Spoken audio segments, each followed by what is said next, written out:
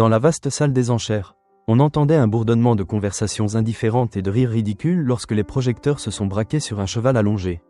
Immobile, au centre de l'exposition, son manteau d'or, autrefois luxueux, était couvert de cicatrices, témoin silencieux des souffrances et des abus qu'il avait subis.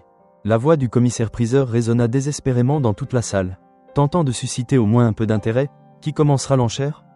Quelqu'un fera une offre? Mais la foule resta indifférente. Des rires éclatèrent dans la pièce et quelqu'un murmura: « À quoi ça sert? Ce cheval ne vaut pas un centime. » Les chuchotements devinrent plus forts, remplis de ridicules caustiques. « On dirait qu'il a finalement abandonné, » dit la femme en robe de créateur, avec un mépris évident dans la voix.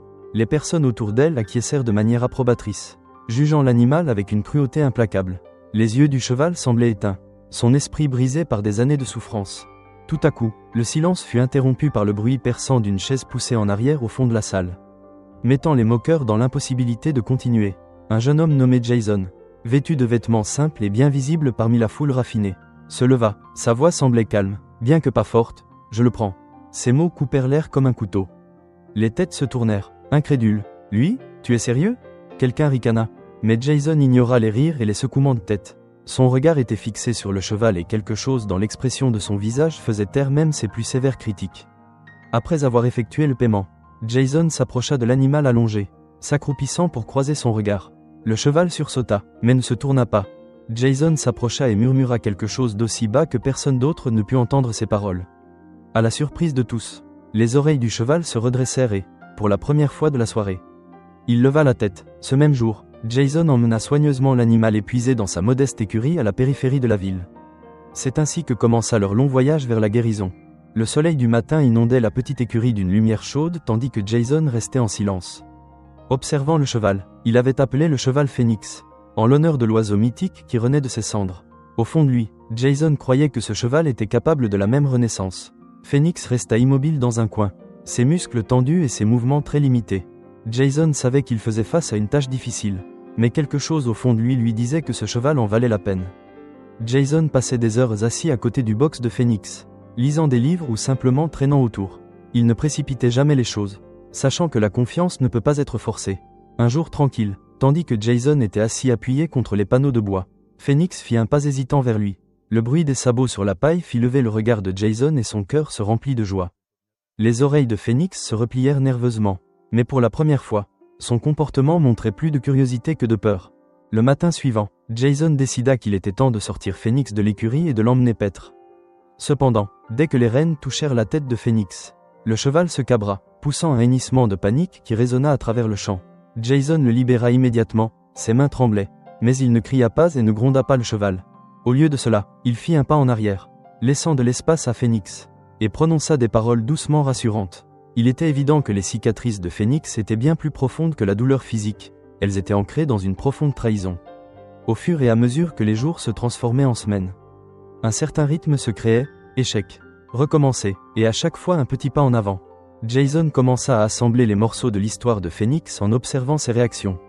La façon dont le cheval sursautait au mouvement brusque ou se figeait au son des voix élevées témoignait du terrible passé de l'animal.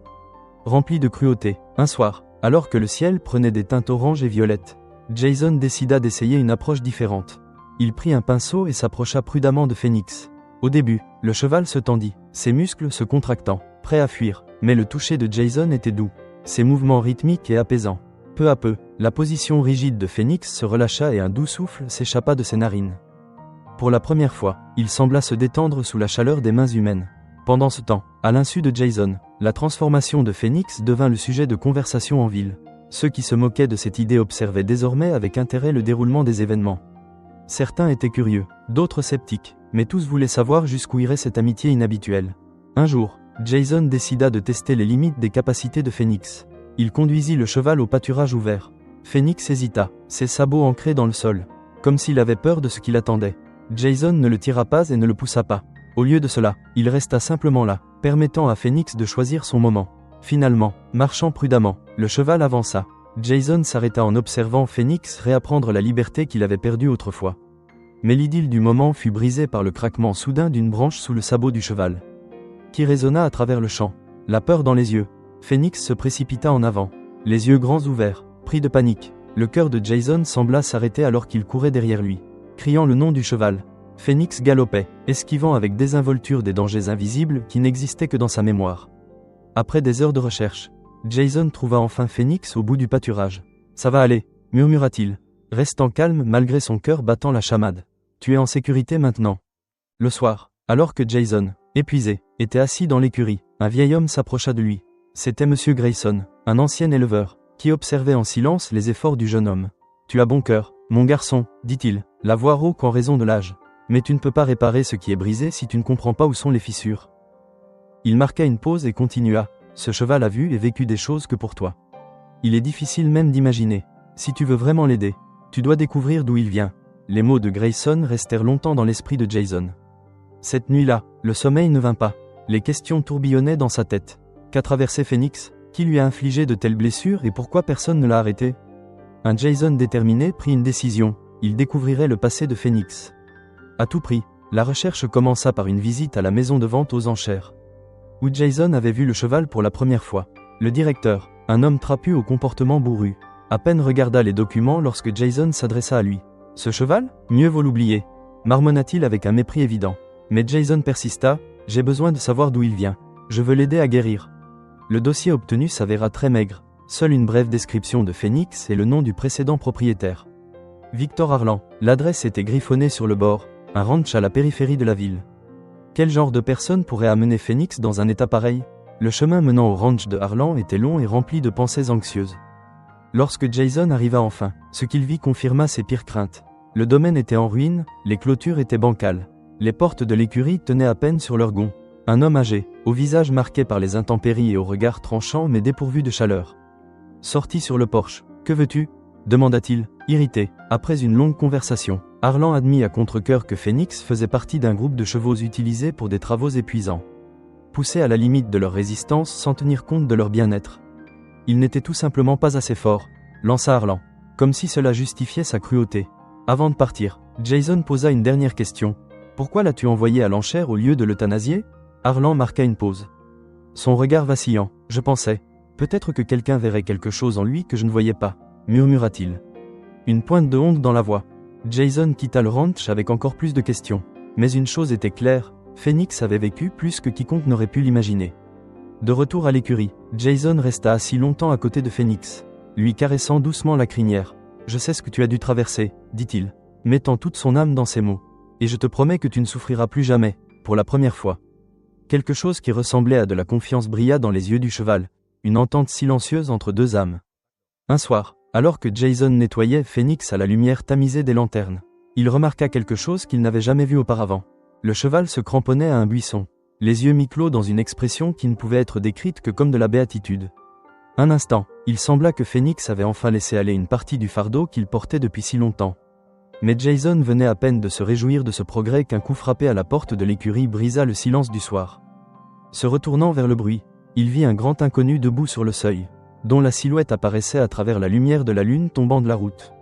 L'homme entra, faisant craquer ses bottes sur la paille. « Tu dois être Jason, » dit-il d'une voix basse et assurée. « Je cherchais ce cheval. » Jason se figea. « Qui êtes-vous » demanda-t-il prudemment. « C'est moi qui connais les véritables capacités de ce cheval, » répondit l'inconnu, jetant un regard attentif à Phoenix avant de regarder à nouveau Jason.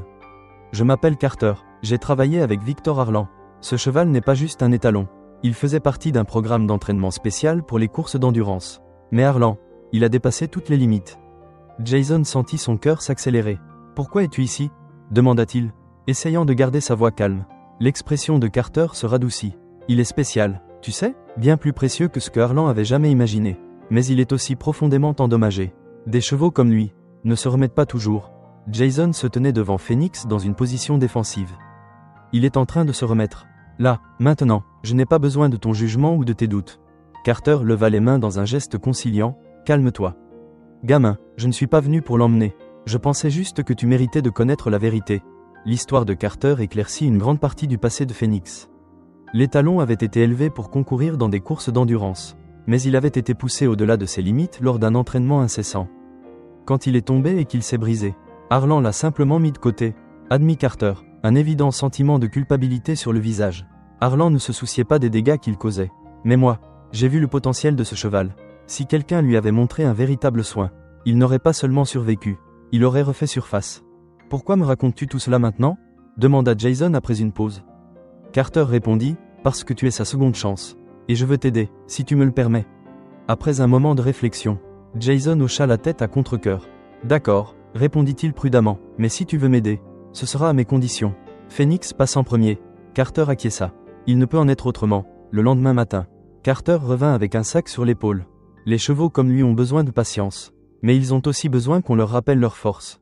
Expliqua-t-il, sortant un set de cordes d'entraînement et une selle légère. On commence par le travail au sol. Pas de pression ni de stress, juste lui montrer qu'il peut à nouveau se faire confiance, dans le pâturage. Carter montra une série d'exercices. Au début, Phoenix réagit avec hésitation, se raidissant à chaque mouvement. Mais l'approche calme et professionnelle de Carter semblait avoir un effet. Jason regarda avec admiration alors que Phoenix commençait à suivre les indications. Ses oreilles se tournant plus souvent vers l'avant et ses pas devenant plus assurés. Tu vois, dit Carter en regardant Jason. Il commence à se souvenir. Ce n'est pas une question de contrôle, mais de partenariat. Jason absorba avec enthousiasme chaque détail, désireux d'apprendre le plus possible pour le bien de Phoenix. Mais avec les progrès vinrent de nouveaux problèmes. Des souvenirs qui refaisaient surface à cause d'un bruit soudain ou d'une situation inconnue. Un jour, Carter s'approcha de Jason avec un regard pensif. Il y a autre chose que tu dois savoir. Phoenix ne s'entraînait pas seulement pour une course ordinaire.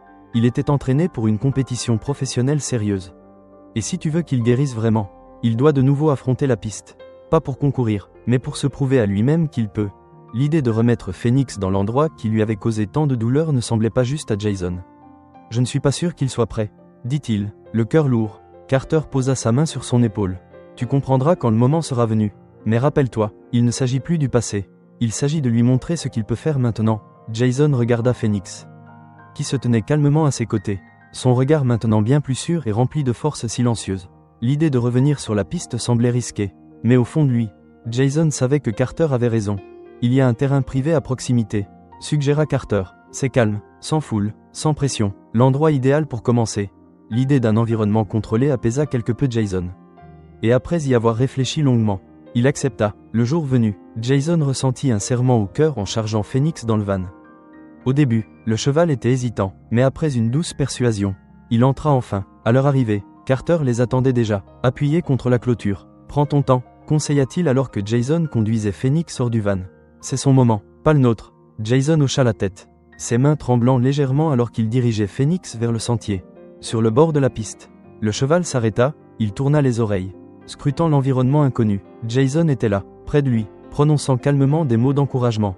« Tu es en sécurité », dit-il d'une voix assurée. « Je suis près de toi. » Lentement, prudemment, Phoenix fit le premier pas en avant. Puis un autre. Jason marcha à ses côtés, permettant au cheval de choisir son rythme.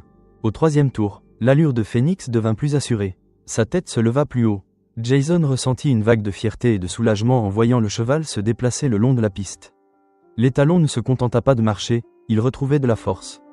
Pas à pas, alors qu'il complétait le dernier tour, Jason s'arrêta et se tourna vers Phoenix, lui passant doucement la main sur le cou. « Tu l'as fait » dit-il doucement, la voix tremblante d'émotion. Phoenix souffla, ses oreilles se tournant vers l'avant comme pour dire « Nous l'avons fait ». Mais alors qu'il quittait le sentier, Carter s'approcha avec une expression sérieuse sur le visage. « Ce n'était que le premier pas », dit-il, la véritable épreuve reste à venir. Une vraie piste de course était très différente d'une tranquille piste d'entraînement. Bien que les gradins fussent vides, l'espace même et les échos des sons lointains rendirent Phoenix nerveux à mesure qu'il s'en approchait.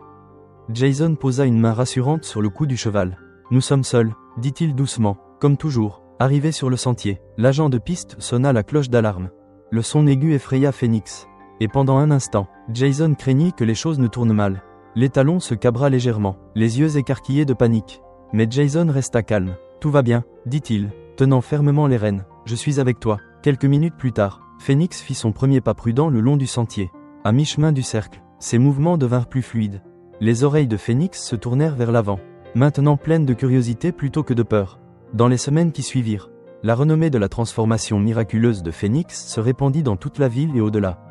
Les personnes qui autrefois se moquaient des efforts de Jason parlaient maintenant de Phoenix avec admiration, la qualifiant de symbole de persévérance.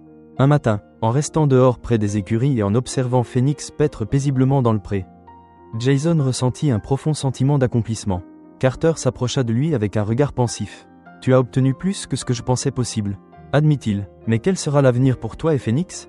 Jason se tourna, regardant l'étalon. « Je ne pense pas que cela concerne mon avenir, » répondit-il. Cela concerne ce que Phoenix veut. Il a gagné le droit de choisir son propre chemin. Lors d'un événement en l'honneur de la restauration de Phoenix, un jeune garçon s'approcha de Jason. Est-ce vrai qu'il était cassé avant? Demanda l'enfant. En désignant le cheval, Jason sourit et s'agenouilla pour être à la hauteur de l'enfant. Il n'a jamais été cassé, répondit doucement Jason. Il avait juste besoin de quelqu'un qui croit en lui.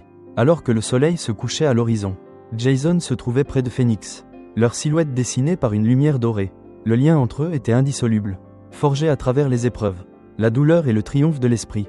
Jason savait que l'histoire de Phoenix était plus qu'une simple histoire de rétablissement. C'était un véritable témoignage du pouvoir de la confiance et de la résilience. D'un dernier regard vers l'horizon, Jason dit tranquillement, « Nous avons parcouru un long chemin, n'est-ce pas ?» Phoenix souffla légèrement, donnant un petit coup d'épaule à Jason. L'histoire de Phoenix nous rappelle que la véritable valeur n'est pas toujours visible à première vue. Le long et douloureux chemin vers la guérison a ouvert la voie au futur triomphe. Devant eux se tenaient les mêmes sentiers, les mêmes compétitions qui, autrefois, semblaient perdues à jamais.